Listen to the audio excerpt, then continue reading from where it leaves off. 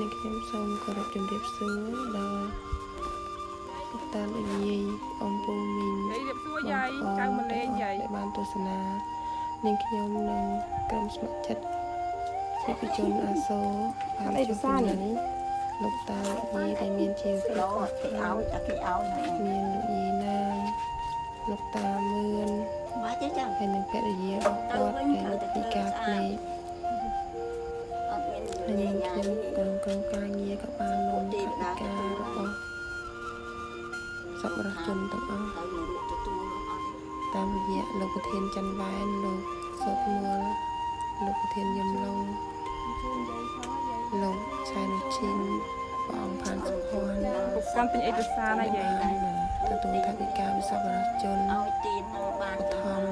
ដល់លោកតាលោកយាយដែលជាចាស់ជរាហើយបាន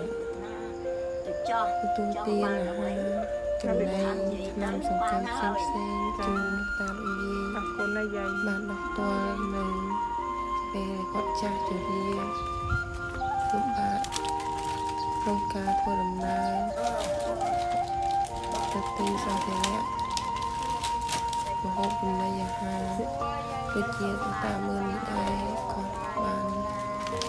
ចាពេលណាគាត់ខំអីណាបានទៅសុំតាមអ្នកភូមិដើម្បីទូទៅ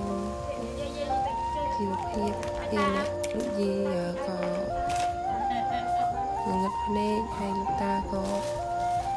មានបញ្ហាជើងដៃដែលគាត់ស្ពឹកមួយជំនាញខ្លួនដោយសារគ្រោះថ្នាក់ចរាចរណ៍ក្នុងពេលធ្វើដំណើរទៅសុំដល់បងប្អូនយើងនៅតាមទីភូមិចិត្តផ្ទះរបស់តាហើយយើងខ្ញុំក៏បាននាំថវិការបស់សប្បុរសជនមកជូនដល់តានិងលោកយាយនិងសម្ភារៈមួយចំនួនគាត់បានផ្សារដោះទាល់មួយគ្រានេះផងដែរចុងក្រោយនេះខ្ញុំក៏សូមគោរពជូនពរដល់សប្បុរសជនទាំងអស់នៅក្នុងនិងក្រៅប្រទេសជួបប្រទះនៅពុទ្ធពរទាំងឡាយ4ប្រការគឺអាយុវណ្ណៈសុខៈពលៈនិងរកទទួលទានមានបានក្នុងក្រុមគ្រួសារដើម្បីធានធានបានសូមអរគុណចាសូមឲ្យតាយាយអរគុណសប្បុរសជនដងទៀតទៅតាចាអរគុណណាស់បងណាជូនពរលោកទាំងអស់គ្នា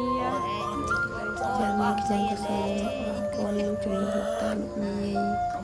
សូមសប្បុរសជនទាំងអស់ជួបនៅពុទ្ធពរទាំង4ប្រការគឺអាយុវណ្ណៈសុខៈពលៈកុំបីគ្រីទៀតឡើយសូមអរគុណ